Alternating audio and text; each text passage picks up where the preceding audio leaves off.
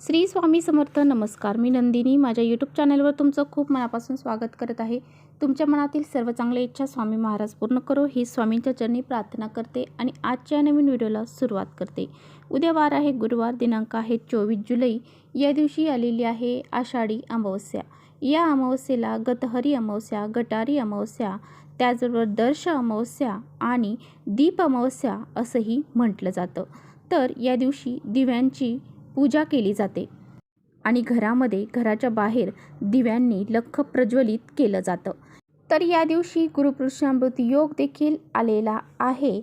हिंदू परंपरेनुसार गुरुपुष्य योग हा अत्यंत शुभ आणि लाभदायक काळ मानला जातो. या दिवशी केलेली खरेदी, गुंतवणूक, व्यवसायाची सुरुवात, शैक्षणिक किंवा धार्मिक उपक्रम सुरू करणे अतिशय यशस्वी ठरते असा दृढ विश्वास आहे.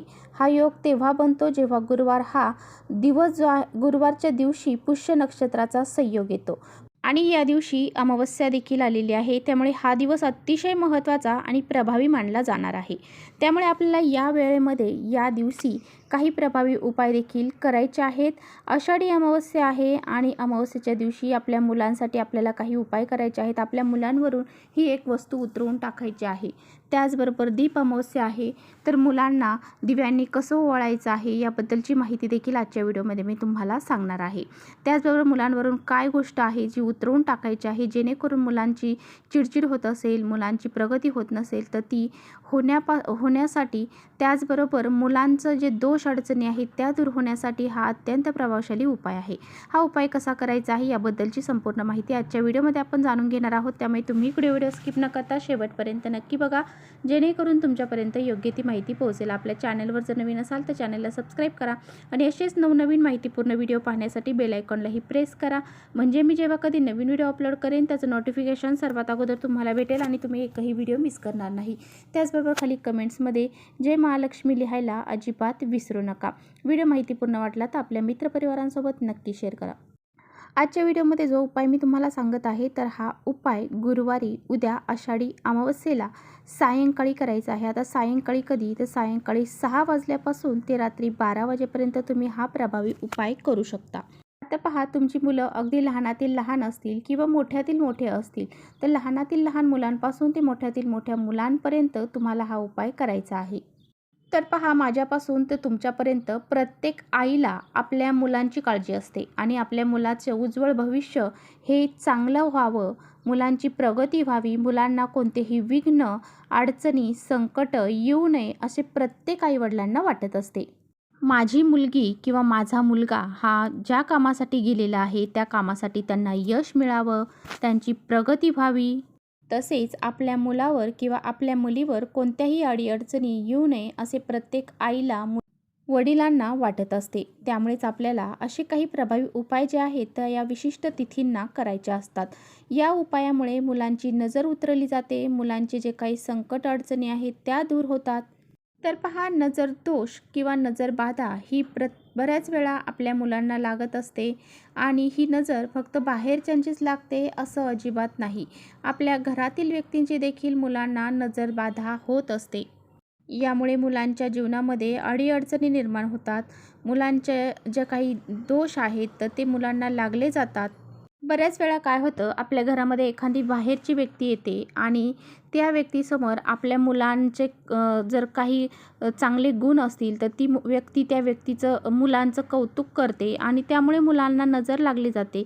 किंवा आपण बाहेर मुलांना घेऊन गेल्यावर बाहेरच्या व्यक्तींकडून मुलांचं कौतुक केलं जातं, त्यामुळे मुलांना नजर लागली जाते.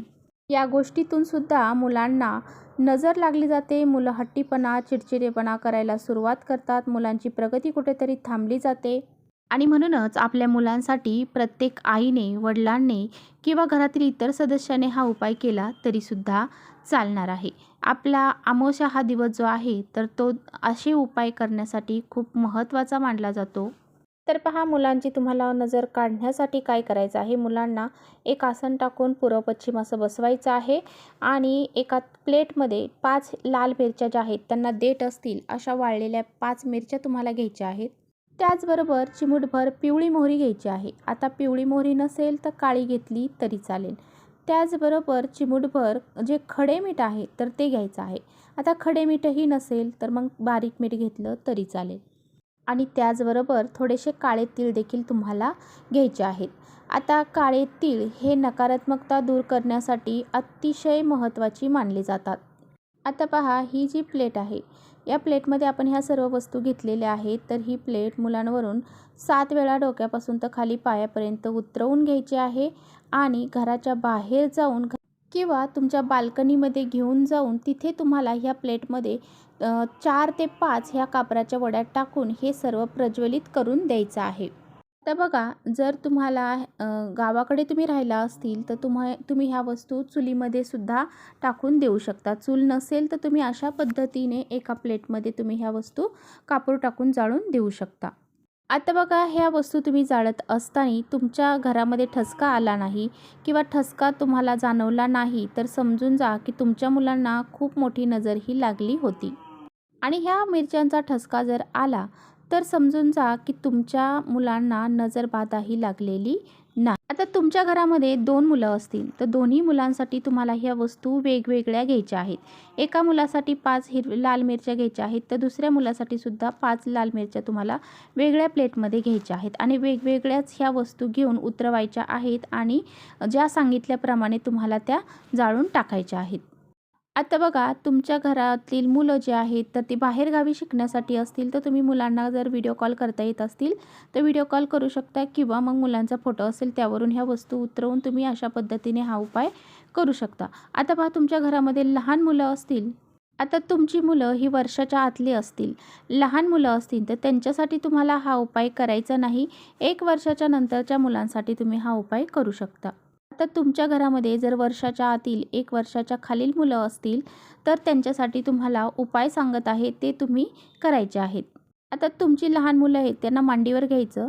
तुम्ही साडी घातलेली असेल तर साडीचा जो पदर आहे तर त्या पदराच्या साहाय्याने डोक्यापासून ते खाली पायापर्यंत तो उतरवायचा आहे. 7 वेळा तुम्हाला तो पदर उतरवून घ्यायचा आहे. अशा पद्धतीने मुलांची नजर तुम्हाला काढायची आहे. आता साडीचा पदर जर तुम्हाला करणं शक्य नसेल तर तुमची जे केस आहेत तर त्याची वेणी करायची आहे. ती वेणी तुम्हाला थोडंसं खाली वाकून तुम्हाला ती मुलांवरून डोक्यापासून तर खाली पायापर्यंत तुम्हाला घेऊन जायची आहे आणि 7 वेळा उतरवून टाकायची आहे. असं केल्याने सुद्धा मुलांची किरकिर, नजरबाधा ही निघली जाते. तर अशा पद्धतीने वर्षाच्या आतील जी मुलं आहेत त्यांच्यासाठी हा उपाय तुम्हाला करायचा आहे. आणि वर्षाच्या नंतरची अगदी लग्न झालेली मुलं असतील तर त्यांच्यासाठी तुम्हाला मी जो अगोदर उपाय सांगितलेला आहे तर तो तुम्हाला करायचा आहे. तर चला, इथेच थांबवते माझा व्हिडिओ थोडा जरी आवडला असेल तर नक्की लाईक करा. चॅनलवर नवीन असाल तर चॅनलला सबस्क्राईब करा. परत भेटूया अशाच छानशा व्हिडिओसोबत. तोपर्यंत श्री स्वामी समर्थ.